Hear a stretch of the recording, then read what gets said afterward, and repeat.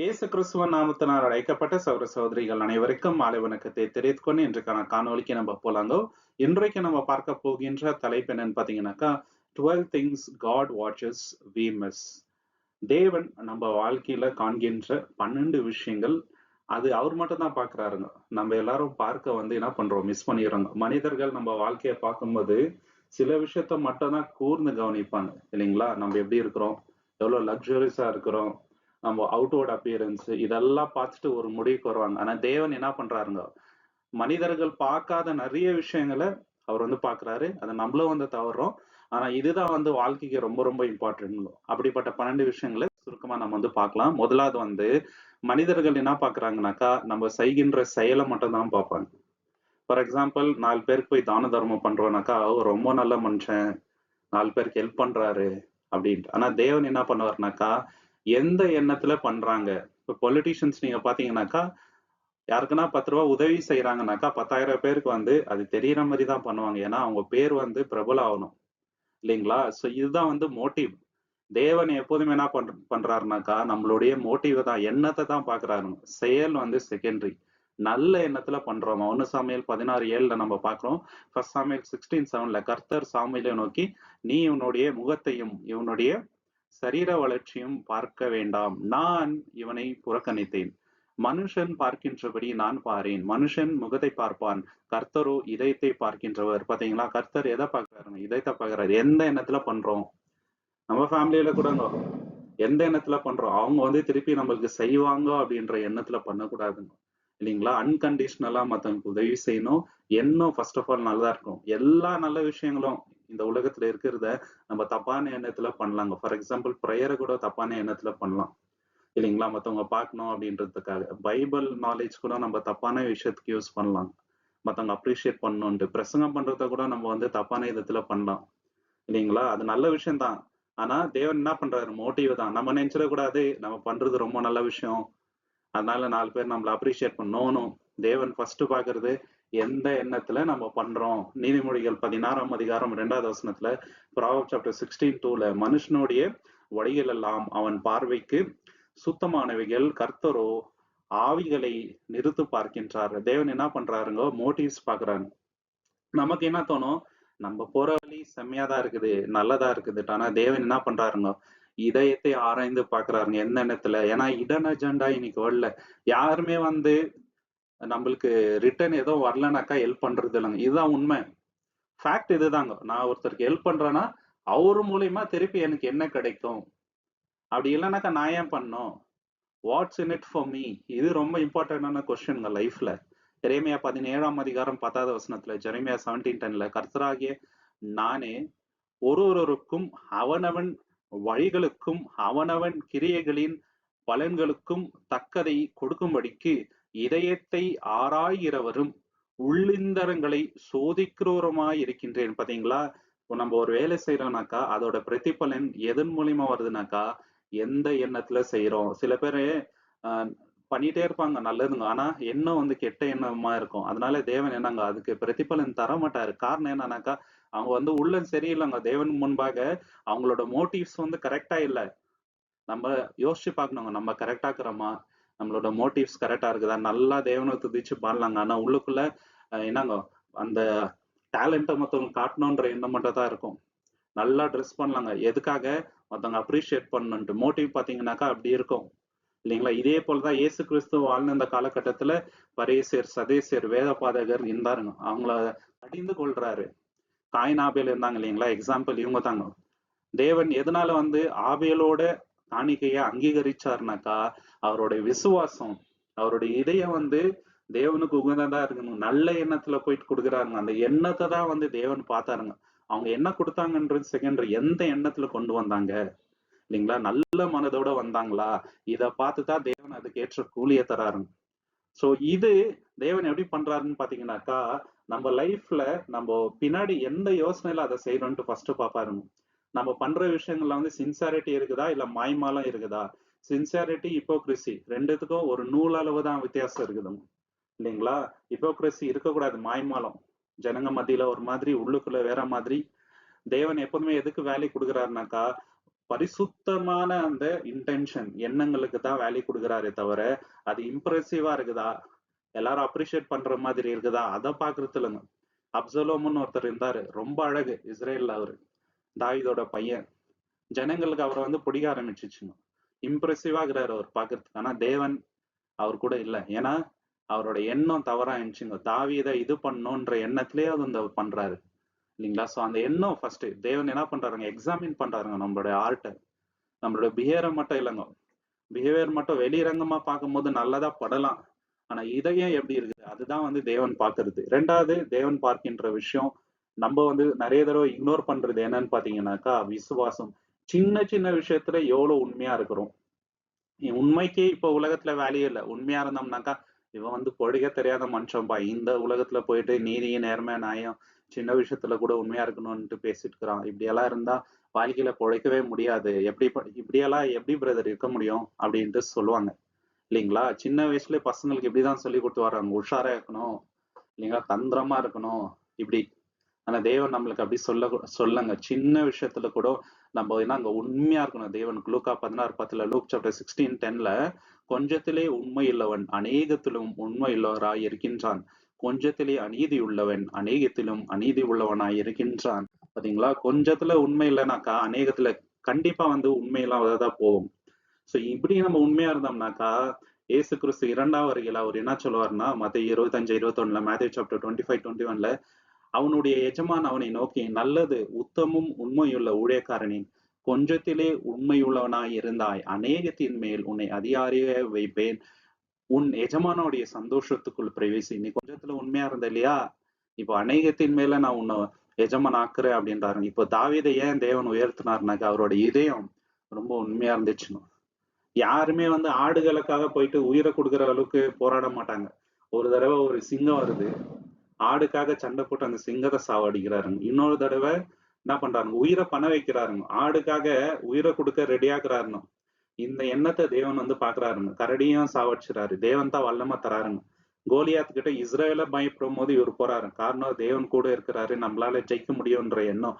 இதெல்லாம் பார்த்துதான் தேவன் அவரை வந்து உயர்த்துறாருங்க. இதனால்தான் இதற்கேற்ற மனிதன். யாருமே வந்து ஆடுகளுக்காக சிங்கத்துக்கிட்டலாம் போய் சண்டை போட மாட்டாங்க, கரடி கிட்ட போய் சண்டை போட மாட்டாங்க. இஸ்ரேலவே ஒருத்தரை பார்த்து பயப்படும் போது நம்ம ஏன்பா போனோம் அப்படின்னு சொல்லிட்டு ரொம்ப இளைய வயது உள்ளவரா இருக்கிறாருங்க, அப்ப போறாருங்க. பாருங்க என்ன மாதிரி கேரக்டர். இதுதான் வந்து சின்ன விஷயத்துல நம்ம உண்மையா இருந்தோம்னு வச்சுங்களேன், தேவன் நம்மள ரொம்ப பெரிய லெவல்ல வந்து உயர்த்துவாருங்க. தேவன் எப்படி இதை பண்றாரு அப்படின்னு பாத்தீங்கன்னாக்கா நம்மளோட கன்சிஸ்டன்சியை பாக்குறாருங்க.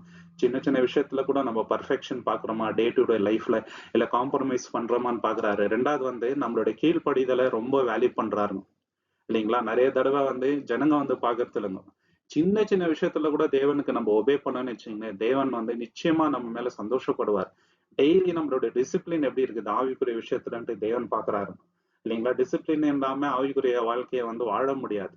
நம்மளுடைய உண்மைத்தன்மையை தேவன் வந்து பாக்குறாருங்க. சின்ன சின்ன ரெஸ்பான்சிபிலிட்டி தேவன் நம்மளுக்கு கொடுப்பாரு, அதுல எவ்வளவு உண்மையாக்குறோம், ட்ரஸ்ட் ஓத்தியா இருக்கிறோமா, ஜனங்க ஈஸியா நம்மள வந்து நம்ப மாட்டாருங்க. சொன்ன வார்த்தையை நம்ம காப்பாத்தினாதான் நம்புவாங்க. சோ தேவனுடைய விஷயங்கள்ல எவ்வளவு ட்ரஸ்ட் ஓத்தியா இருக்கிறோம் அப்படின்ட்டு தேவன் பாக்குறாரு. இப்படிதான் வந்து தேவன் நம்மள வந்து டெஸ்ட் பண்ணி பாக்குறதுங்க இந்த விஷயத்துல. இது தேவன் வந்து தினசரி நம்ம வாழ்க்கையில பார்த்துட்டே இருக்கிறாரு, ஜனங்க வந்து கவனிக்கிறது இல்ல இல்லைங்களா? மூணாவது விஷயம் தேவன் நம்ம கிட்ட பாக்குறது என்னன்னாக்கா, யாருக்கும் தெரியாம நம்ம செய்கின்ற பலிகள் இல்லைங்களா? நம்ம நிறைய பேருக்கு உதவி செய்யலாம் இல்லைங்களா? நம்மளோட ஜெபங்க கூட எப்படி இருக்கணும்னாக்கா சீக்ரெட்டா இருக்கணும்ன்றாரு. அதுல எவ்வளவு உண்மையாகிறோன்ட்டு தேவன் பாக்குறாரு. மத்தேயு 6:6, மேத்யூ சாப்டர் 6:6, நீயோ ஜெபம் பண்ணும் போது உன் அறை வீட்டுக்குள் பிரவேசித்து உன் கதவை அடைத்து அந்தரங்கத்திலே இருக்கின்ற உன் பிதாவை நோக்கி ஜெபம் பண்ணு, அப்பொழுது அந்தரங்கத்தில் பார்க்கின்ற உன் பிதா வெளிப்படையாய் உனக்கு பலன் அளிப்பார். பாத்தீங்களா? அந்தரங்கத்துல பண்ணு, வெளிப்படையா தேவன் வந்து பலன் அளிப்பார். தேவன் அப்ப இதயத்தை தான் பாக்குறாரு, எந்த எண்ணத்துல நம்ம பண்றோம். இது வந்து இடன் சாக்ரிஃபைசஸ். மத்தேயு 6:4 என்ன சொல்றாருங்கோ, மத்தேயு சாப்டர் 6:4, உன் தர்மம் அந்தரங்கமாய் இருக்க வேண்டும், அப்பொழுது அந்தரங்கத்திலே பார்க்கின்ற உன் பிதாதாமே உனக்கு வெளிரங்கமாய் பலன் அளிப்பார். அந்தரங்கமா மத்தவங்க உதவி செய். வலது கை செய்யறது வந்து இடது கைக்கு தெரியக்கூடாதுன்னுவாங்க. அந்த மாதிரி மத்தவங்களுக்கு உதவி செய். உதவி பண்ணிட்டு திருப்பி வந்து எதிர்பார்த்துட்டு பண்ணாத இல்லைங்களா? உதவி பண்ணிட்டு 4 பேர்ட்ட போய் சொல்லாத நான் உங்களுக்கு பண்ணேன்ட்டு. இந்த மாதிரி எல்லாம் என்ன வச்சோம்னாக்கா ரொம்ப தவறுங்க. தேவன் என்ன பாக்குறாரு, நம்ம அன்கண்டிஷனலா ஹெல்ப் பண்றோமா இல்லைங்களா? இல்ல ஏதாவது ஒரு எண்ணத்து இல்லைங்களா? 4 பேர் நம்மள வந்து ஹெல்ப் பண்றோம். இவர் ரொம்ப நல்லவருன்னு அவங்க வந்து தெரிஞ்சுக்கணுன்றதுக்காக ஒரு பிரிட்டன்ஸாக பண்றோமா? இதெல்லாம் பண்ணக்கூடாது இல்லைங்களா? சோ தேவன் இததான் பார்க்குறாங்க. எபிரேயர் எழுதும்போது பவுல் என்ன சொல்றாருனாக்கா, ஹீப்ரூஸ் சாப்டர் 6:10ல எபிரேயர் 6ஆம் அதிகாரம் 10வது வசனத்துல, உங்கள் கிரியையும் நீங்கள் பரிசுத்தவான்களுக்கு ஊழியம் செய்ததினாலும் செய்து வருகிறதினாலும் அவருடைய நாமத்திற்காக காண்பித்த அன்புள்ள பிரயாசத்தை மறந்து விடுவதற்கு தேவன் அநீதி உள்ளவர் அல்லவே. பாத்தீங்களா? ஊழியக்காருக்கு நீங்க பண்ற சின்ன சின்ன விஷயம் கூட, ஊழியத்துக்காக நீங்க பண்ற சின்ன சின்ன விஷயத்துக்கு கூட தேவன் அவ்வளவு ஈஸியா மறக்க மாட்டாரு. ஒரு விதவை இருந்தாங்க, அவங்க கிட்ட எல்லாத்தையும் எடுத்துன்னு போயிட்டு என்ன பண்றாங்க, காணிக்கை போடுறாங்க. அப்போ இவங்கள வந்து அப்ரிஷியேட் பண்றாருங்க. சோ நம்ம தேவன் நம்மளுக்கு கொடுத்த தாளம் தேவனுக்காக உண்மையா பயன்படுத்தும் போது அவ்வளவு ஈஸியா தேவன் வந்து அதை மறக்கிறது இல்லைங்க. சின்ன சின்ன விஷயத்த கூட தேவன் அவரு என்னங்க ஜீவ புஸ்தகத்துல நோட் பண்ணிட்டு இருக்கிறாருங்க. சோ அதனால நம்ம வந்து யோசிக்க கூடாதுங்க இல்லைங்களா? தேவனுக்காக எதுவும் பண்ண ரெடியா இருக்கணும்.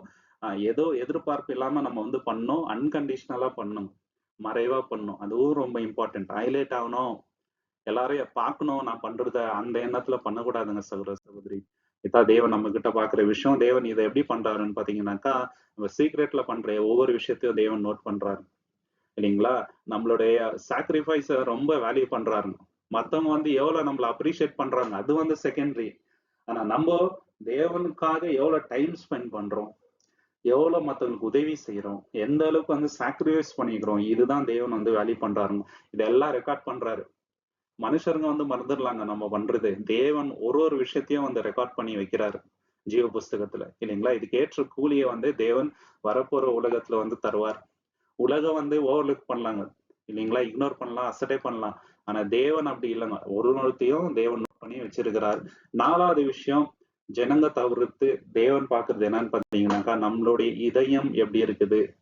நம்மளுடைய இதயம் வந்து தேவன் மட்டுமே அறிவாருங்க. ஜனங்களுக்கு தெரியுது இல்ல இல்லைங்களா?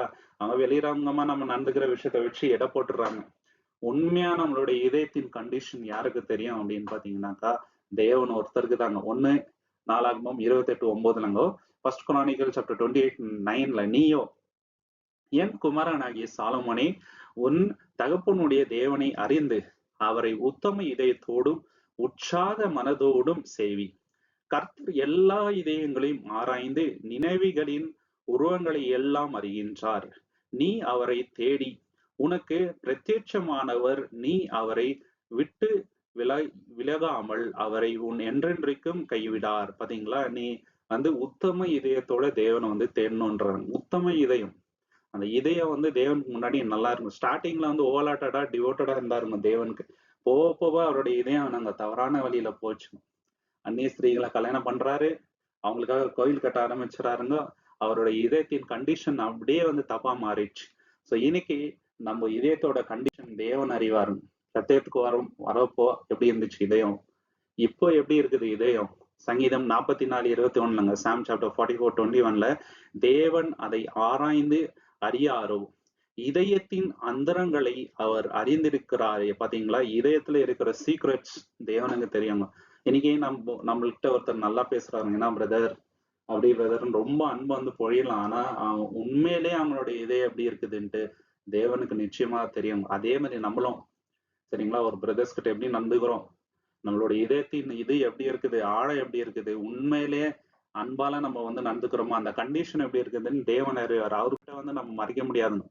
நீதிபதிகள் 21:2ல, ப்ராவர்ப்ஸ் சாப்டர் 21:2ல கூட, மனுஷனுடைய வழிகள் எல்லாம் அவன் பார்வைக்கு செம்மையா இருக்கும், கர்த்தரோ இதயங்களை சோதிக்கின்றார். பாத்தீங்களா? நம்ம போற வழி நமக்கு நல்லதா தான் படும். ஆனா தேவன் என்ன பண்றாருங்க, இதயத்தை சோதிக்கிறார். சவுல் என்ன சொல்றாருனாக்கா, நான் இதை வந்து பலியிடக்காக எடுத்து வச்சிட்டேன்றாரு. தேவன் என்ன சொன்னாரு, எல்லாத்தையும் அடியணும் போது அவரு வந்து தவறான வழியில போறாருங்க. இதயம் வந்து கரெக்டா இல்ல. சவுல வந்து தேவன் என்ன பண்ணிட்டாருங்க, நிராகரிச்சிட்டாரு. காரணம் என்னன்னாக்கா, அவரோட இதயத்தின் கண்டிஷன் வந்து கரெக்டா இல்லைங்க. ஸ்டார்டிங்ல தேவனுக்கு உண்மையா இருந்தாரு. போக போக தேவன் மேல இந்த இந்த கீழ்ப்படிதல் கொஞ்சம் கொஞ்சமா போயிடுச்சு. அந்த லெவல்ல வந்து நம்ம போகக்கூடாதுங்க. தேவன் இதயத்தை தான் பாக்குறாரு இல்லைங்களா? நம்ம எந்த மாதிரி யோசனை செய்யறோம், நம்மளுடைய இதயத்தின் வாஞ்சை என்ன, தேவன் மேல நம்மளுக்கு இருக்கின்ற வாஞ்சை இருக்கு, டீப்லி எதை வந்து நம்ம வந்து வாஞ்சிக்கின்றோம், எதை மேல ஆசைப்படுறோம். தாவீது எதை மேல ஆசை பண்றாருங்க இல்லைங்களா? மான்கள் நீருடை வாஞ்சிப்பது போல என்னோட ஆத்மா தேவனை வாஞ்சிக்குதுன்றாங்க. நம்மளுடைய வாஞ்சை எதன் மேல இருக்குதுங்க இல்லைங்களா? நம்மளோட இன்னர் ஸ்ட்ரகிள்ஸ் தேவன் அறிவாருங்க. எவ்வளவு நம்ம கஷ்டப்படுறோம் தேவனுக்கு தெரியும். தேவனுக்கு அண்டர்ஸ்டாண்டிங் இருக்குதுங்க. நம்மளோட ஸ்பிரிச்சுவல் கண்டிஷன் எப்படி இருக்குதுன்ட்டு இது எல்லாருக்கும் தெரியாது. சில பேருக்கு தெரியலாம். ஆனா பெரும்பாலானோருக்கு நம்ம ஆவிக்குரிய விஷயத்துல வீட்டுல எப்படி இருக்கிறோன்றது தேவனுக்கு மட்டும் தான் தெரியும் இல்லைங்களா? நம்மளோட அப்பியரன்ஸ் பத்தி தேவனுக்கு கவலை இல்லை. எவ்வளவு அத்தன்டிக்கா எவ்வளவு உண்மையா இருக்கிறோன்றதுதான் தேவன் வந்து பாக்குறாரு. அதுக்குதான் வந்து தேவன் வந்து வேல்யூ தராரு. 5வது விஷயம் தேவன் பாக்குறது என்னன்னு பாத்தீங்கன்னாக்கா, நம்ம மத்தவங்களுக்கு காட்டுற அந்த தயவு இல்லைங்களா? இது வந்து நிறைய ஜனங்களுக்கு தெரியாம இருக்கலாங்க. தெரிஞ்சு நம்ம வந்து பண்ணக்கூடாது. அதுவும் வந்து தப்புதான். ஆனா தேவன் அறிவாருங்க. மத்திய 25:40 மேத்யூ சாப்டர் 25:40 இயேசு கிறிஸ்து 2ஆம் வருகை வரும்போது ராஜாவாகிய அவர் அவர்களை நோக்கி, மிகவும் சிறுவராகிய என் சகோதரரான இவர்களில் ஒருவனுக்கு நீங்கள் எதை செய்தீர்களோ அதை எனக்கே செய்தீர்கள் என்று மெய்யாகவே உங்களுக்கு சொல்கிறேன் என்பார். பாத்தீங்களா? பசியா இருந்த சாப்பாடு கொடுத்தீங்க இல்லைங்களா? ட்ரெஸ் இல்லாம அந்த ட்ரெஸ் கொடுத்தீங்க. நான் வந்து ஜெயில இருந்த வந்து பாத்தீங்க. இதெல்லாம் வந்து சொல்லிட்டே வர்றாரு. இது நாங்க எப்ப உங்களுக்கு பண்ணணும் அவருக்கு சொல்லும் போது, இந்த சிறியவருக்கு நீங்க பண்ணீங்கல்ல, அது எனக்கு தான் பண்ணுன்றாருங்க. நீதிமொழிகள் 19:17 ப்ராவர்ப்ஸ் சாப்டர் 19:17 என்ன சொல்றாருன்னா, ஏழைக்கு இருங்கிறவன் கர்த்தருக்கு கடன் கொடுக்கின்றான். பாத்தீங்களா? ஏழைக்கு நம்ம செய்கின்ற அந்த உதவி. நிறைய பேர் என்ன சொல்றாங்கன்னா, நம்மளுடைய வேலை வந்து இது கிடையாது. நிறைய சேரிட்டபிள் ட்ரஸ்ட் இருக்குது. இதுக்காகவே நிறைய பேர் இருக்கிறாங்க. நம்ம ஏன் உதவி செய்யணும்? இல்லைங்க. நம்ம கண் முன்னாடி யாராவது கஷ்டப்படும் போது அதை பார்த்துட்டு நம்ம சும்மா இருக்கக்கூடாது சரிங்களா? உதவி செய்யணும். கண் முன்னாடி ஒரு சகோதரர் கஷ்டம்னா உதவி செய்யணும், இறங்கணும் சரிங்களா? நம்ம கண் முன்னாடி யாராவது பிரச்சனையில இருக்கும்போது அவங்களுக்கு உதவணும். எல்லாத்தையும் வந்து தேவன் பாக்குறாருங்க இல்லைங்களா? இதெல்லாம் தேவன் வந்து நோட் பண்றாரு. மனுஷர் பாக்குறாங்க பார்க்கல செகண்டரி. தேவன் என்ன பாக்குறாரு நம்ம லைஃப்ல, அது இம்பார்ட்டன்ட் இல்லைங்களா?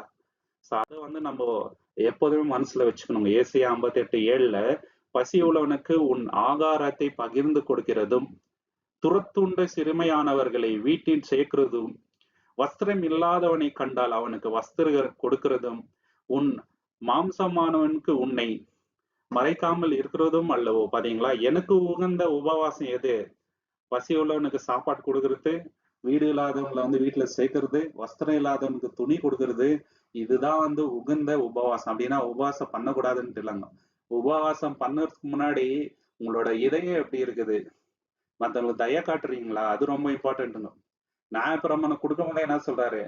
ஏழைங்களை வந்து நீங்க பாத்துக்கணும், திக்கற்றவங்களுக்கு நீங்க உதவியா இருக்கணும், அறுவடை பண்ணும்போது எல்லாத்தையும் அறுத்துடக்கூடாது சரிங்களா? விதவைங்களுக்கு வந்து நீங்க ஹெல்ப் பண்ணணும், அப்பா அம்மா இல்லாதவங்களுக்கு ஹெல்ப் பண்ணணும், ஏன்னா நான் அவங்களுக்கு இருக்கிறேன்.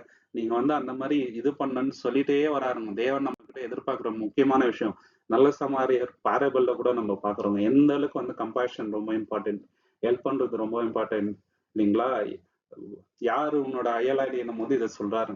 நம்ம மத்தவங்களுக்கு நல்ல ஒரு அயலாளியா இருக்கிறோமா அப்படின்றது ரொம்ப இம்பார்ட்டன்ட். சோ தேவன் என்ன பாக்குறாருங்க, மத்தவங்களுக்கு நம்ம மனதுருகுறோம் இல்லைங்களா? அது ஒரு விஷயத்தையும் பாக்குறாருங்க. மனதுருகும் போது தேவனுடைய கேரக்டர் நம்ம வந்து வெளிப்படுத்துறோம். தேவன் எதை வேல்யூ பண்றாருனாக்கா, நம்ம மத்தவங்களுக்கு காட்டுற அந்த தய. இது ஜனங்க நோட்டீஸ் பண்றாங்க, நோட்டீஸ் பண்ணாத போறாங்க, அது நம்மளுக்கு கவலை இல்லை. ஆனா தய காட்டணும் இல்லைங்களா? சோ நம்ம என்னங்க அந்த அன்பை நாங்க மத்தவங்கள்ட்ட ஷேர் பண்ணணும். தேவன் நம்மளுக்கு கொடுக்குற அந்த அன்பை மத்தவங்கள்ட்ட ஷேர் பண்ணணும். தேவன் என்ன பண்றாங்க, ஆனர் பண்றாங்க. சின்ன உதவி கூட மத்தவங்க நம்ம பண்ணலாம், நம்மளால முடிஞ்சது. ஆனா அதுக்கு ஏற்ற கூலிய தேவன் நிச்சயமாக தருவார். 6வது விஷயம் தேவன் நோட்டீஸ் பண்றது என்னன்னாக்கா, நம்ம பேசுற வார்த்தைகள் இல்லைங்களா? கேஷுவலா நம்ம பேசுற வார்த்தைகளை கூட தேவன் கணக்கு கேட்பாரு. அதனால ஒரு வார்த்தை பிரயோகம் பண்றதுக்கு முன்னாடி ரொம்ப ரொம்ப நான் என்ன பண்ணுங்க, யோசிச்சு பேசணும். சில பேர் வந்து ஈஸியா ஜோக் பண்ணிடுவாருங்க. ஜோக்குன்றது அவங்களுக்கு மட்டும் தான், மத்தவங்களுக்கு அதே மாதிரி இருக்கணும்ன்ற அவசியம் இல்லைங்க. ஒருத்தரோட உருவத்தை பத்தி இல்லைங்களா, அவங்களோட சோசியல் ஸ்டேட்டஸ் பத்தி, அவங்களோட வேலையை பத்தி இல்லைங்களா, அவங்களோட கலர் பத்தி, இந்த மாதிரி எல்லாம் பேசி என்ன பண்றாங்க, மத்தவங்களை காயப்படுத்துறாருங்க. ஆனா கிறிஸ்தவரா இருக்கிற நம்ம வீணான ஒரு வார்த்தை பேசக்கூடாதுங்க. மத்தவங்களை ஊக்கம் வருதா இல்லைங்களா, மத்தவங்களை வந்து பக்தி விருத்தி பண்ண முடியுமா, அப்படிப்பட்ட வார்த்தைகளை தான் தேவன் நம்மளை பேச சொல்றாரு. மத்திய 12:37 மேத்யூ சாப்டர் 12:36 மனுஷர் பேசும் வீணான வார்த்தைகள் ஒவ்வொன்றையும் குறித்து நியாய தீர்ப்பு நாளிலே கணக்கு ஒப்புவிக்க வேண்டும் என்று உங்களுக்கு சொல்கின்றேன். பாத்தீங்கன்னா, நீங்க வந்து கணக்கு ஒப்புவிக்க வேண்டும். நீங்க பேசுற ஒவ்வொரு வார்த்தைக்கும் அனாவசியமான வார்த்தை பேசாதீங்கன்றாருங்க. நீதிமொழிகள் 18:21 ப்ராவர்ப்ஸ் 18:21 மரணமும் ஜீவனும் நாவின் அதிகாரத்திற்கும் அதில் பிரியப்படுகிறவர்கள் அதன் கழியை புசிப்பார்கள். இந்த நாவனால ஒருத்தரை நம்ம வந்து தவறான முடிவு கூட எடுக்க வைக்கலாங்க. சில பேரு ஒரு வார்த்தை சொன்னதுனாலவே சூசைட் பண்ணவங்களா இருக்கிறாங்க இல்லைங்களா? அதே வார்த்தையினால தவறான வழியில போறவங்கள நம்மளால திருத்த கூட முடியும். இது ரெண்டுமே அந்த நாவோட பவர்ல இருக்குது. சோ அதனால என்ன பண்ணுங்க, இந்த நாவை வந்து கரெக்டா யூஸ் பண்ணுங்கன்றாரு. இப்ப மோசையோட எக்ஸாம்பிள பாக்கலாங்க. சடன்ல கோவம் வந்துச்சு, கொஞ்சம் வார்த்தை விட்டுறாரு, கல்ல போய் அடிச்சிடுறாரு. இதனால கானான் தேசத்துக்கு போக முடியாத ஆயிடுச்சு. இன்னைக்கு நம்ம லைஃப்ல கூட நம்ம தேவையில்லாத வார்த்தையை வந்து பிரயோகம் பண்றது, நம்ம சகோதர சகோதரிகள்கிட்டயே வந்து நக்கலா ஜோக் பண்ற மாதிரி மனதை காயப்படுத்துறேன்னு பேசினா ஒரு பிரயோஜனமே இல்லைங்க. ஞானமா பேசணும், பக்தி விருத்தி அடையும் மாதிரி பேசணும், உப்பால வந்து சாரம் ஏறியதுனா இருக்கணும், அந்த வார்த்தைகள் அன்பால இருக்கணுங்க, மத்தவங்களை கரெக்ட் பண்ற மாதிரி இருக்கணும், மத்தவங்களை காயப்படுத்துற மாதிரி இருக்கக்கூடாது. அவங்க தவறு செய்யும் போது நம்ம வந்து அவங்கள கண்டிக்கலாம். ஆனா அன்பாலதான் பண்ண சொல்லியிருக்கிறாரு தேவன் இல்லைங்களா? அவங்களுக்கு சான்ஸ் கொடுக்கணும். எடுத்த எடுப்புலயே வந்து அவங்கள வந்து நம்ம தாக்கி பேசுறது, அவங்க மனசை காயப்படுத்துற மாதிரி, கேவலப்படுத்துற மாதிரி, உருவத்தை பத்தி பேசுறது, இல்ல எதை பத்தினா அவங்கள சொல்லி அவங்கள ஹர்ட் பண்ற மாதிரி நம்ம ஹர்ட்ஃபுல் ஸ்பீச் வந்து பேசக்கூடாதுங்க. இது ரொம்ப ரொம்ப தவறுங்க இல்லைங்களா? தேவன் எப்படி பண்றாருன்னு பாத்தீங்கன்னாக்கா, இதை எப்படி பாக்குறாருன்னா, நம்ம பேசுற ஒவ்வொரு வார்த்தையும் தேவன் வந்து ரெக்கார்ட் பண்றாருங்க. இது உண்மைதான். ஏன்னா மனுஷனுக்கு கேட்காம போலாம், தேவனுக்கு கேட்கலைங்களா? ஏன்னா அவருக்கு மறைவான பொருள் ஒண்ணுமே இல்லைங்க. கேர்லெஸ்ஸா நம்ம பேசுற வார்த்தைகள் ஒன்னொண்ணுமே அவர் வந்து அறிவார் இல்லைங்களா? அந்த வார்த்தையோட இம்பாக்ட் என்ன அப்படின்றத கூட தேவன் பாக்குறாருங்க. அது மத்தவங்களோட மனசை எந்த அளவுக்கு காயப்படுத்துது, காயப்படுச்சுன்னா தேவன் அந்த இடத்துல நம்ம மேல கோவப்படுவார் நிச்சயமாக. என் பையன் இப்படி பேசுறானே, மத்தவங்களுக்கு தவறா, அது ரொம்ப தப்பு அப்படின்ற எண்ணம் அவருக்கு வரும் நிச்சயமா இல்லைங்களா? சத்தியத்துக்கு தான் வேல்யூ கொடுக்குறாருங்க. நம்மளோட வார்த்தை எப்படி இருக்கணும்? என்கரேஜ்மெண்ட், பியூரிட்டி இருக்கணுங்க. வார்த்தையில வந்து பரிசுத்தம் இருக்கணும் இல்லைங்களா? சோ இது ரொம்ப ரொம்ப எச்சரிப்பா நம்ம எடுக்க வேண்டிய விஷயம். 7வது தேவன் பார்க்கின்ற விஷயம் என்னன்னு பாத்தீங்கன்னாக்கா, நம்மள்கிட்ட இருக்கின்ற அந்த மனத்தாழ்மை இல்லைங்களா? அந்த நொறுங்குண்ட ஆவியை வந்து தேவன் பாக்குறாருங்க. சங்கீதம் 51:17, சாம் சாப்டர் 51:17, தேவன் ஏற்கும் வழிகள் நொறுங்குண்ட ஆவிதான். தேவனே நொறுங்குண்டதும் நறுங்குண்டதுமான இதயத்தை நீர் புனக்க. பாத்தீங்களா? நம்ம வந்து ரொம்ப கண்ட்ரைட்டா இருந்தோம், அம்பலா இருந்தா தேவன் ஏத்துக்குவாருங்க. ரொம்ப ப்ரைடா இருந்தா தேவன் நம்மளுக்கு எதிர்த்து நிற்பாரு. ஏசாயா 66:2, ஐசையா சாப்டர் 66:2, என்னுடைய கரம் இவைகளை எல்லாம் சிருஷ்டித்ததினாலே இவைகளை எல்லாம் உண்டாயின என்று கர்த்தர் சொல்கிறார். சிறுமைப்பட்டு ஆவியில் நொறுங்குண்ட என் வசனத்திற்கு நடுகிறவனையே நோக்கி பார்க்கின்றார். பாத்தீங்களா? வசனத்துக்கு நடுங்குன்றவங்க எப்படி இருப்பாங்க? பயப்படுவாங்க, ரொம்ப மனத்தாண்மையா இருப்பாங்க இல்லைங்களா? தாவீது கூட நம்ம பார்க்கிறோம், அவர் என்ன பண்றாருங்க? தவறு பண்ணிட்டாரு, ஆனா தேவன் மேல பயங்கம் இல்லைங்களா? என்ன பண்றாரு? தேவனுக்கு முன்பாக போயிட்டு ரெட்டு உடுத்தி சாமல் பூசி, நீங்க மன்னிச்சாலோடைய நான் உபவாசம் அப்படியே கண்டினியூ பண்ணிட்டே இருக்கிறாருங்க சாப்பிடாம. அதுக்கப்புறம் ஒரு விட வருது, அதுக்கப்புறம் சாப்பிட்டுறாரு. ஆனா என்னங்க? நொறுங்குண்ட இதயம்.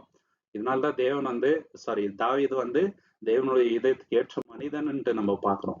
தேவன் எப்படி பண்றாருனாக்கா, தேவன் நம்ம நிஜமாலே மனம் திரும்பணுமா அப்படின்றது தேவன் அறிவார். மனுஷருக்கு முன்பாக நம்ம நடிக்கலாம், ஆனா தேவன் இதயத்தை பாக்குறாரு, உண்மையிலே மன திரும்பி இருக்கிறோமா இல்லையான்ட்டு இல்லைங்களா? சோ நம்ம அம்புலா இருந்தா தேவன் நம்ம கிட்ட நெருங்கி வருவார். நம்ம வந்து நம்மளுடைய பெருமையை வந்து சரண்டர் பண்ண தேவன் கிட்ட, இதையும் தேவன் வந்து பாக்குறாரு இல்லைங்களா? சோ நம்ம நொறுங்குண்ட இதயத்தோட இருந்தாக்கா நம்மள தேவன் என்ன பண்றாருங்க? ரீஸ்டோர் பண்றாருங்க. 8வது தேவன் நம்மள பாக்குற விஷயம், ஜனங்க பாக்குறதுல என்ன தெரியுங்களா? நம்மளுடைய கண்ணீருங்க. நம்மளுடைய கண்ணீர் எவ்வளோ அப்படின்றது நிறைய பேருக்கு தெரியறது இல்லைங்க. சில சமயம் க்ளோஸா இருக்கிறவங்களே நம்மள வந்து அழ வச்சிருவாங்க அவங்களோட வார்த்தைகளால, அவங்க பண்ற செயல்கள்னால. இது எல்லாம் வந்து தேவன் அறிவாரு, தேவன் பாக்குறாரு.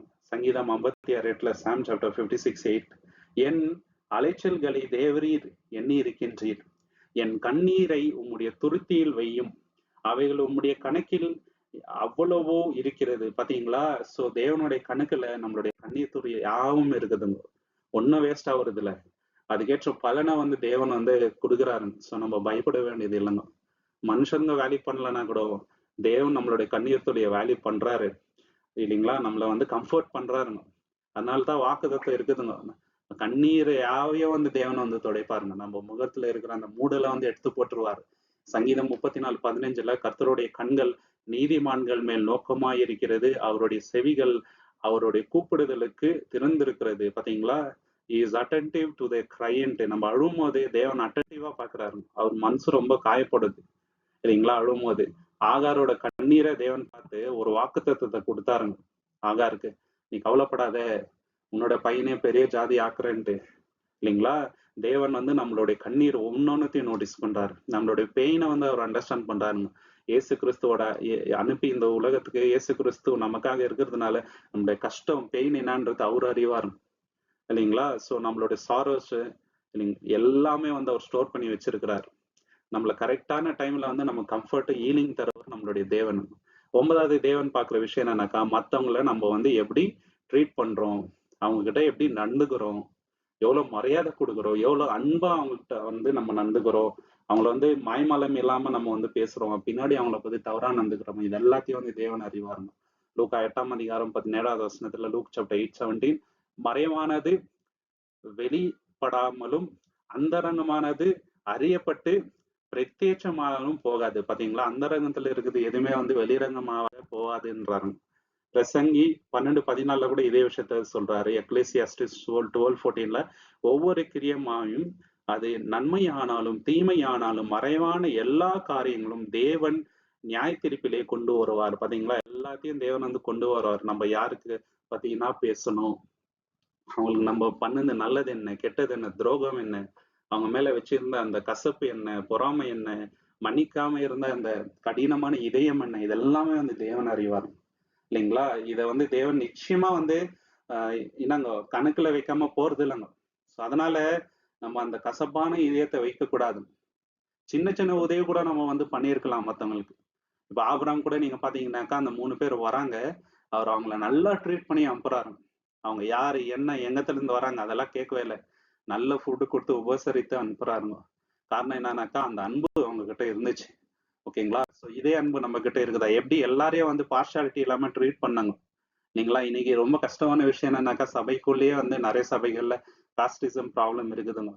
இந்த ஜாதிக்குள்ளேயே பேசுறது, குரூப்பிசம் ப்ராப்ளம் இருக்குது. இல்லைங்களா? ஆனா தேவனுடைய அன்பு இருக்கிற இடத்துல இதெல்லாம் இருக்கக்கூடாது. அப்படி இருந்தாக்கா அவங்க கிறிஸ்துவின் அன்புல வளரலன்ட்டு அர்த்தங்க. தேவன் பாக்குறாருங்க. யாரும் பார்க்கலனாலும் தேவன் நம்ம மத்தவங்கள்ட்ட எப்படி நடந்துக்கிறோம், அவங்க மேல என்னென்ன யோசனை வச்சிருக்கணும்னு தேவன் அறிவாருங்க. இல்லைங்களா? ஸோ யாருக்கும் தெரியாம நம்ம எடுத்துக்கிற சாய்ஸஸ், நம்மளுடைய ஹேபிட்ஸ் என்ன தேவன் அறிவார். இல்லைங்களா? நம்ம எவ்வளவு உண்மையா இருக்கிறோம், மறைவான இடத்துல வந்து தேவனுக்கு எவ்வளவு நேர்மையா இருக்கிறோம் தேவன் அறிவார். இது எல்லாத்தையும் வந்து பர்ஃபெக்ட் டைம்ல வந்து எக்ஸ்போஸ் பண்ணக்கூட முடியும் தேவன் தான். நம்மளுக்கு தேவன் சான்ஸ் கொடுக்குறாரு. 10வது தேவன் பாக்குற விஷயம் மனுஷருங்க பார்க்காதது என்னன்னு பாத்தீங்கன்னாக்கா, ரொம்ப கஷ்டமான சூழ்நிலையில கூட நம்ம தேவனுக்கு கீழ்ப்படிந்து நடக்கிறோம் இல்லைங்களா? இது தேவன் அறிவாருங்க. 1 சாமுவேல் 15:22, 1 சாமுவேல் 15:22, சாமுவேல் கர்த்தருடைய சத்தத்திற்கு கீழ்ப்படியதை பார்க்கிலும் சர்வாங்க தகவம் பலிகளும் கர்த்தருக்கு பிரியமாயிருக்குமோ, பலியிடுகிறதை பார்க்கிலும் கீழ்ப்படிதலும் ஆட்டுக்கடாக்களின் நினைவை பார்க்கிலும் செவி கொடுக்கிறதும் உத்தமம். பாத்தீங்களா? பலியை விட எது முக்கியங்க? கீழ்ப்படுகிறது. கர்த்தருடைய வார்த்தைக்கு செவி கொடுக்கிறது தான் முக்கியம்.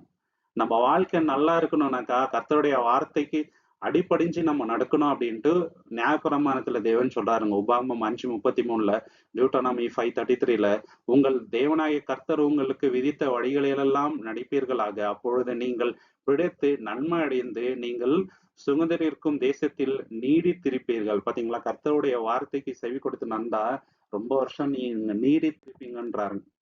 ஆபிரகாம் வந்து கர்த்தருடைய வார்த்தைக்கு செவி கொடுத்தாரு. என்ன ஏதுன்ட்டெல்லாம் கேட்கலங்க.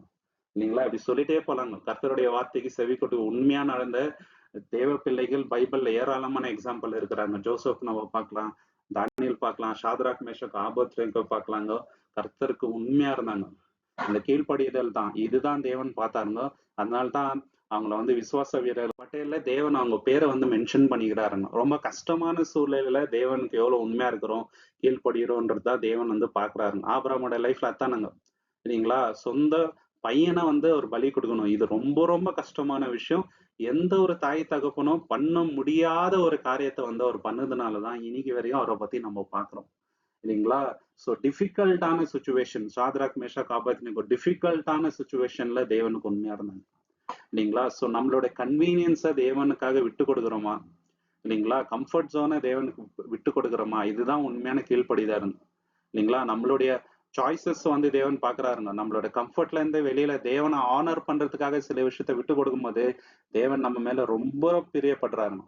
நம்ம தேவனுக்கு உண்மையா இருந்தா தேவன் மிகவும் நம்ம மேல சந்தோஷப்படுறாருங்க. அப்படி இருக்கிறோமான்ட்டு நம்ம பார்க்கணுங்க. 11வது விஷயம் தேவன் என்ன பார்க்கிறாருனாக்கா, நம்ம கிட்ட இருக்கிற இதயம் வந்து ரொம்ப மனப்பூர்வமா இருக்கிறோமா, இல்ல கடினமான இதயத்தோட நம்ம எல்லா விஷயத்த பண்றோமா? தேவனுக்கு எவ்வளவு விஷயம் வந்து நம்ம பண்ணலாங்க. ஆனா கட்டாயத்துக்காக பண்றோமா?